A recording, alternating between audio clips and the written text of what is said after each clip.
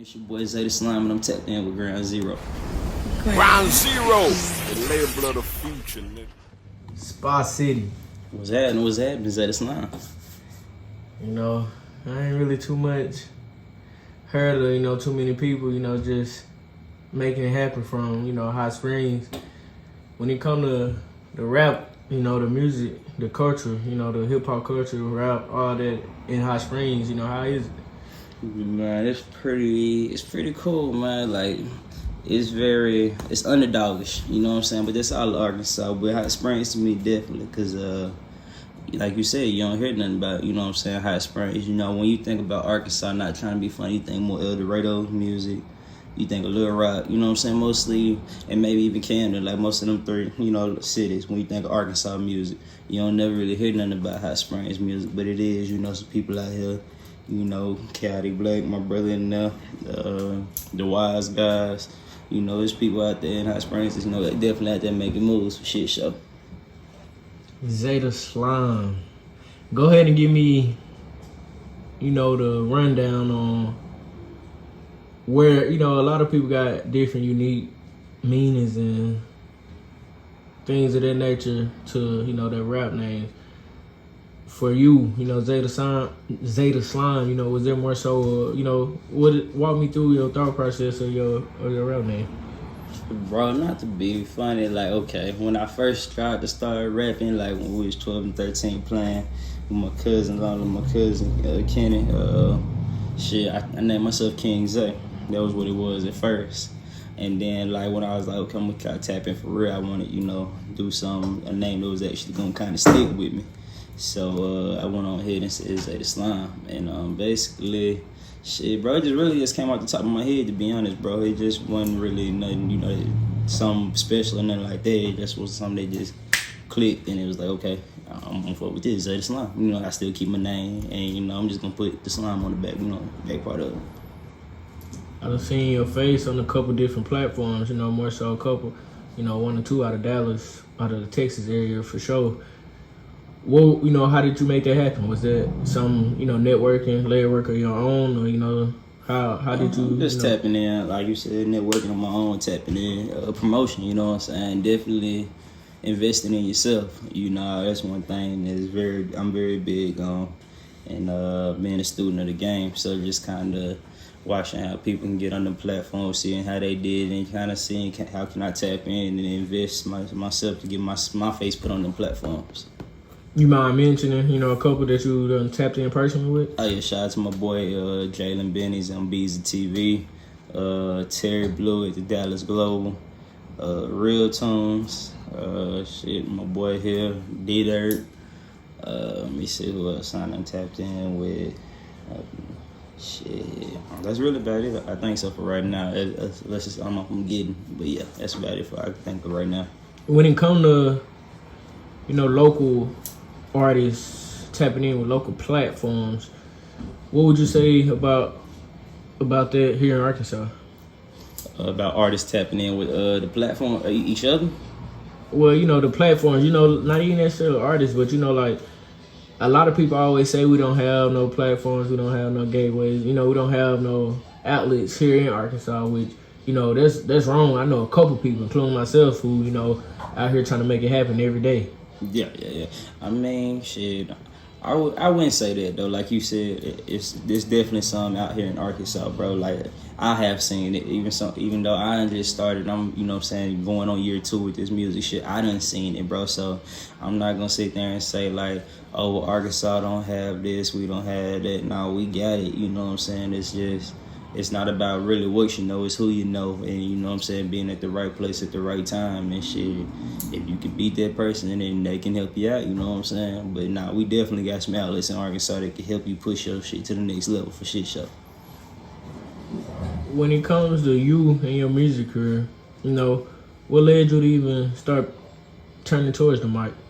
Man, okay, 2019 in June, my cousin that got killed. He was the one that basically put together the label back in the day. We had basically, had just been playing around with it, dibbling and dabbling. But the older we got, he always said, how serious he was gonna be. So like, He had already had LLCs for it, all that shit, bro. And basically, you know, before I moved to Houston, we had already kept chopping it up, talking about, bro, we're gonna make a tape called King Savage, where it was just gonna be me and him. Well, long story short, you know what I'm saying, he ended up getting killed. Then 2-3 weeks after that, or not even 2-3 weeks, 2-3 days after that, my grandfather died. I had to come back to Arkansas. So it was just a lot going on in life. So I basically just packed up everything up from Houston and moved back to Arkansas. And one thing I had on my mind was like definitely still do this project for my cousin. So I came out with the King Savage project, which I took the members from the group back in the day and put them all on the project and all that. Came out with that, got a good response. So I came out with my own mixtape called I'm Too Hot For This. It ended up getting actually better responses, like, hey, yo, you know what I'm saying, you keep going. And then I did the Tap In single, then went up there with D-Dirt, chopped it over him. And I did the Red Script, the album, which shout out to Malcolm them in Houston. They threw my album release party up there. I went back up there, and yeah, we here now with the grounds running. Why do we celebrate out now? You mentioned, you know, the death of your cousin. You mentioned you got killed. You mind going into details on what happened? Like, was it a car wreck or something like that? Nah, shit, robbery. Robbery? Yeah, just a home invasion type shit. So basically, he lost his life to gun violence. Pretty much. You know, a lot of this going on, not even just necessarily Arkansas, all around the world. How do you feel, considering you got family, consider, you know, just everything, you know, when it comes to gun violence, especially black on black crime?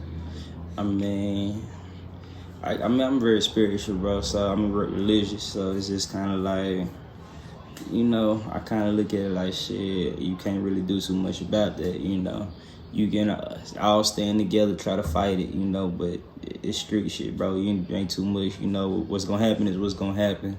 It's a shame that, you know, mothers gotta get, you know what I'm saying, mothers gotta bury their kids early. But, you know, it ain't really too much you can do about it. And, you know, all I can do, me personally, I just pray for better days. And, you know, I know that the world is coming closer to an end, you know what I'm saying? So it's just kind of like, I just pray, you know what I'm saying, that, you know, we wake up and kind of see the better of things. Then, you know what I'm saying, there's a better side to things than doing all this bullshit. Do you feel like we'll ever see that day before, you know, we all gone? I ain't gonna lie, bro, I don't. Honestly, I don't. And I say that just because, shit, like, even though, like, I make this type of music sometimes, and we sometimes make all this certain type of music. You know, music is a big influence. You know, movies are a big influence. So it's just kind of like everything, you know, somebody inspires somebody, influence somebody, you know what I'm saying, to wake up and be the person they acting to be. Or, you know, there's not too many people that wake up and proudly can say, you know, I'm myself and I'm cool with being myself. So, you know, I feel like there is a handful, and there will be a lot that will get it. And then there will be a handful and a lot of people that is going to be a little too late to get it. You know, definitely. And you mentioned, you know, a lot of people accepting who they are as, you know, as a whole, looking in the mirror and being okay with, you know, their true identity. Why do you feel like a lot of people can't accept that? Like, is that more so insecurities, or would you say it's the way society got the world nowadays? Man, it's more so, it's a mixture of both if you want to be real, bro. Because if you think about it, society could tell you, like, it's cool to look this way. And when you go look in the mirror, if you don't have that look that society's telling you're supposed to look, you feel like you don't fit in. So you would do anything possibly to make that look to fit into society, to make it look like, okay, I'm cool, or I'm this, or I'm this. Or you got to carry your swag as well. You got to carry, you know what I'm saying? Just carry yourself in a certain way that make you feel like you doing right to fit in. When you go against your true self, do you feel like that's when problems come? Man, all the time. Like, I honestly feel like that's when, you know, shit get exposed a lot. You know, if you're not a street nigga, that's when, you know, when you trying to be a street nigga, that's when shit start getting exposed. Like, that's when, you know, some people, like, you only have, you know, some slip up. So, like, when you're a street nigga and you doing, if you're not a street nigga and you doing dumb shit, you know, you might have that one slip up to where a nigga come get you. Or you might have a slip up to where you jammed up, so you just don't really know. But, you know, certain niggas know how to move. But them niggas that been out here for years, they know how to move, know what they doing. But if you don't know what you doing, you know what I'm saying, I suggest you not to do that. You know, it's definitely. You mentioned, you know, a couple of losses you took, you know, just due to life, death situations, you know, losing people. I see you got a necklace on. Yeah, my lady is my grandma, man. Nana, that's what I called her.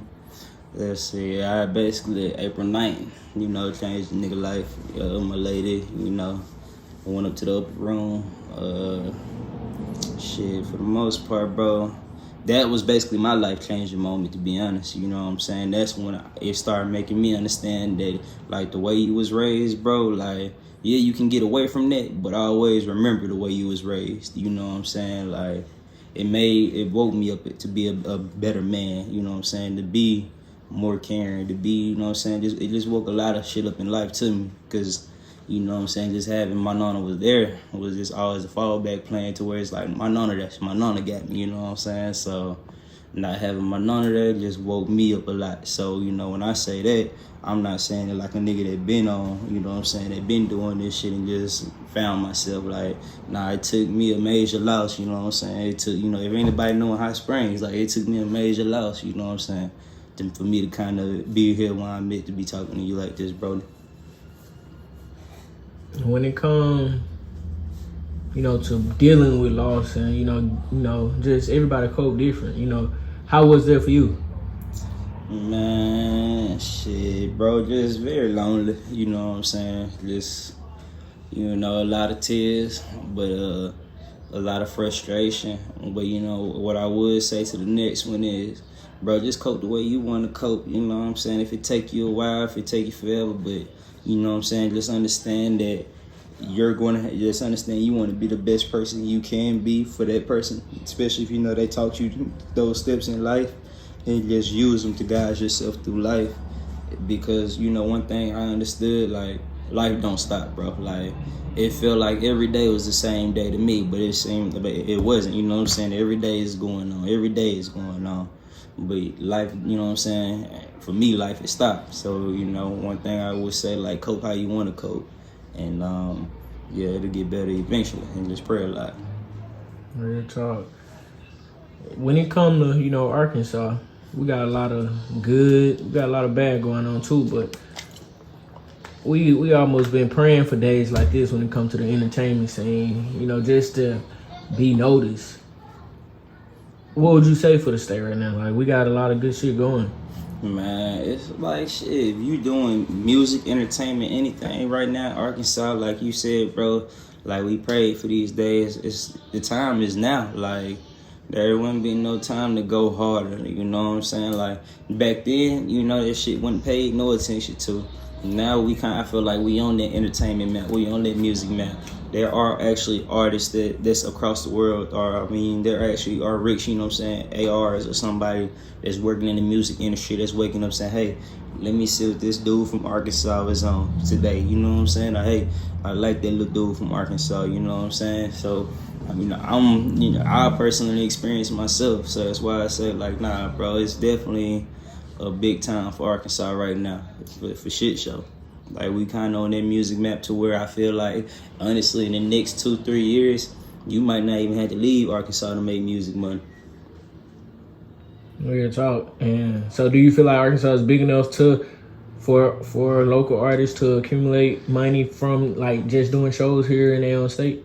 Hell yeah, bro. Like, between, you know what I'm saying, the clubs in Little Rock, Camden, El Dorado, Conway, Fort Smith, Fayetteville, like Hot Springs, it's like, you know what I'm saying, it's some shit, you know what I'm saying, we got places in Arkansas to where I feel like you can go on yourself like a real mini tour, you know what I'm saying, book yourself some shows where, like, you don't technically gotta leave Arkansas. Like, every now and then it'd be cool, but, like, you just ain't gotta leave the state, you know what I'm saying, to just, you know, make music money, in my opinion. What you think is gonna have to happen for, you know, local artists to be getting paid like that, you know, for shows? Man, just gotta tap in. Do you think they need a hit, a club hit, or, you know, how does it work? I mean, the club hit ain't pretty cool, but I wouldn't say more so the club hit. I would just say more so tapping in and investing in your music. You know, the DJs is the big part of, you know what I'm saying, music in the clubs. So basically just getting your music to them DJs, paying to see can you get in the rotation, or just steady sending the music, saying if he do fuck with it to put it in rotation. I would say more so things like that. I wouldn't say more so just going to the studio and think like I gotta make a club hit to get in this hoe, because you technically don't. You know, so most definitely. So do you think Arkansas DJs are playing local artist music? Man, I ain't gonna lie, I think they are. Cause to be honest, I know a couple DJs that don't mind. You know what I'm saying? I ain't looked on niggas Snap and seen their music played in the club, so it's just kind of like I don't think they really mind playing local. Do you feel like it's more so like if they see their artist in there, they'll play it? Like, is it still the same thing going on if the artist not around? Okay, I would, yeah, kind of on that part, yeah. I don't think we just got there as a whole yet to be like, okay, I'm gonna go ahead and throw this person on, even though they not here. But you know what I'm saying, I do think it is coming. But you know what I'm saying, it might be DJs that do. I ain't, you know what I'm saying, I ain't met them yet. But for one, like you said, for what I know right now, I think it's more so if the nigga there, he'll play it. But if he not, it's not getting played. Moving forward, you know, what can the people expect from Zay Da Slime? Well, I just dropped that Why Do We Celebrate last week. I'll be dropping the video this weekend.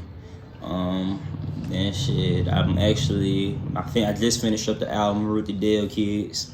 So now that that's finished, I'll be shooting the videos I want to that. I'll be releasing another single here soon. I'm finna just kind of wing out the Why Do We Celebrate single. It's doing pretty good numbers so far.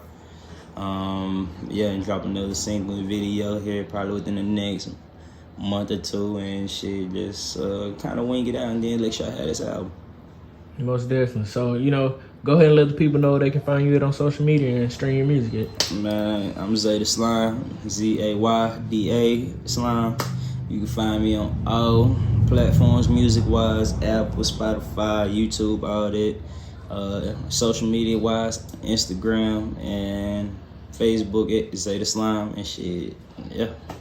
Real quick, before we wrap it up, though, who you got taking the NBA Finals? Man, we just talked about this, man. Shit, they don't let me down. I'm going Bucks in 6, man. Giannis don't let me down now. But yeah, I'm Zay Da Slime. I've been with my boy Ground. And yeah, I love you later.